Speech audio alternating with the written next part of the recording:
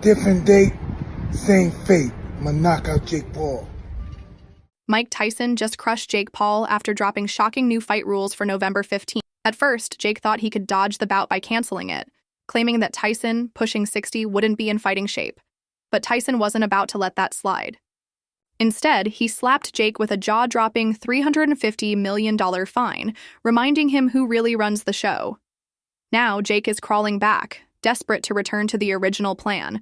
But the tables have turned. He's stuck with Tyson's brutal new rules, crafted to break him down piece by piece. The drama kicked off on July 5th, 2024, when Jake shocked the boxing world by announcing he was pulling out of the fight. On his YouTube channel, he painted it as a move out of concern for Tyson's health, citing medical advice and pointing out Tyson's age of 58. He tried to spin it as respect for the legend, saying Tyson's well-being came first. But behind the polished words, it was clear Jake was trying to escape the storm, and now he's paying the price. Obviously, devastating news. I'm heartbroken, speechless, gutted. We've been working so hard over here, everyone in this camp, and I just feel bad for everyone involved in this event. The announcement hit like a bombshell, especially with all the hype that had been building around the fight. Tyson had been training like an absolute beast, posting his progress on social media and proving he still had the fire. Then, out of nowhere, Jake's sudden cancellation left fans stunned and confused.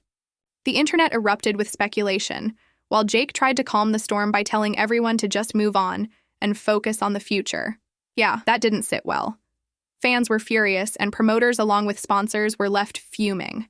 In a twist no one saw coming, Jake suddenly revealed a new opponent, Mike Perry.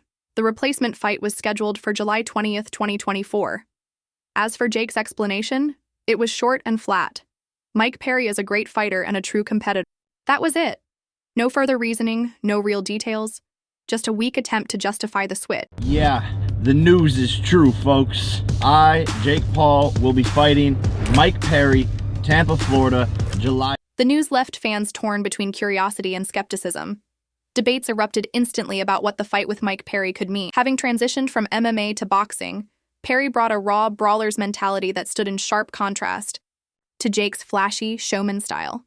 Promotion for the Paul vs. Perry fight kicked off full throttle, with Perry boldly promising a war inside the ring, fueling anticipation even further. Despite the buzz, the ghost of the canceled Tyson fight hung over everything, leaving people wondering what might have been. And no one, absolutely no one, took it harder than Iron Mike himself. Picture this: a man suffering from an ulcer, still refusing to cancel because of his commitment. Then along comes Jake Paul thinking he can just back out. To Tyson, that was pure disrespect. And Tyson doesn't play games, especially when millions are on the line. His response? A staggering $350 million lawsuit against Jake Paul. Why such an astronomical figure? Because the financial fallout was colossal. Giants like Monster Energy and DraftKings had already poured millions into promoting the Tyson-Paul showdown, and suddenly all that money turned to dust. Sponsorships meant to elevate one of boxing's biggest events collapsed overnight, leaving brands with nothing to show for their investments. Advertising campaigns, TV spots, online ads, billboards vanished in an instant. It was like watching a mountain of cash tossed straight into a fire, and Tyson made sure Jake knew exactly what. Yeah, the biggest ever. Ever. It's on pace to be the biggest fight ever. Yes, and we're involved. We're involved, right? We're involved. All those big shots, all the biggest athletes in the world. This is the biggest ever. November 28th. Let's Lit. Hey, we lit here. We lit at the Tyson Ranch. And then there were the venue bookings.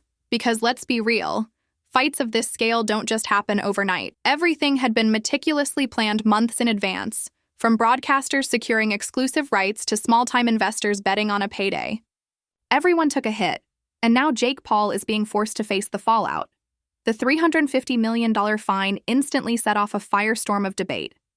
Critics argued the figure was outrageous, even questioning whether it could be enforced. Jake, of course, played his usual card, the misunderstood rogue routine, insisting it was all just a mix-up, a miscommunication. According to his camp, his statements were taken out of context, and he remained committed to making the fight happen in November. But Iron Mike wasn't buying any of it.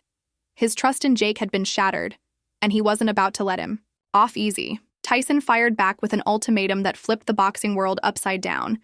If the fight was going to happen, it would be on his terms. On July 10, 2024, Tyson announced his new fight rules, and they were nothing short of brutal.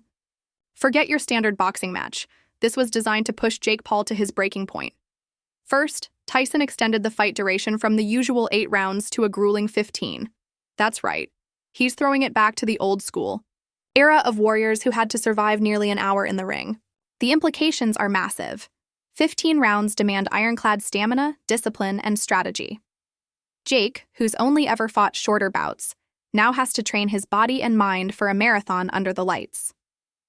Every second in the ring becomes more dangerous, with more room for mistakes and more chances to get worn down.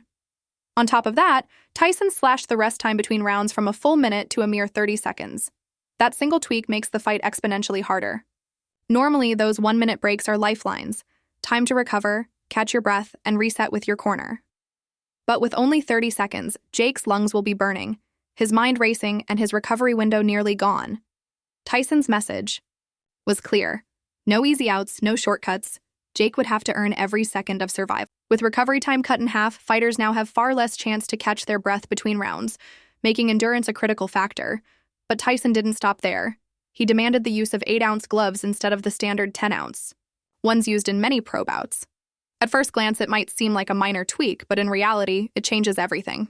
Smaller gloves mean less padding, sharper impacts, and more dangerous exchanges. Every punch will land with greater force, upping the risk of serious damage. For Jake, this means he must sharpen his technique, finding the balance between delivering his own power shots and surviving Tyson's bone-crushing punches. Then comes Tyson's most ruthless twist, the knockout-only rule. Forget judges, points, or technical decisions. This fight ends only when someone is flat on the canvas. No safety nets, no playing defensive, just knockout or be knocked out. For Jake, this is a nightmare scenario.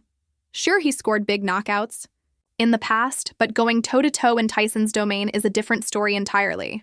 Every punch, every round carries the weight of finality. And if that wasn't enough, Tyson introduced the Iron Man round, a brutal 3 minutes of nonstop. Fighting with no pauses, no breaks, no excuses. It's the ultimate endurance trial, designed to push Jake's lungs, legs, and willpower to the brink. On top of that, Tyson imposed mandatory random drug testing throughout training and in the lead-up to fight night, eliminating any chance of shortcuts. He wants this match pure, a raw test of skill, grit, and survival. And finally, Tyson banned excessive clinching, with strict penalties in place. Jake won't be able to stall, grab, or slow the pace. He'll have to withstand Tyson's relentless pressure with nothing but his fists and footwork. So the question remains, can Jake Paul possibly survive these rules, or should he start drafting his will before stepping into the ring? As the old saying goes, you reap what you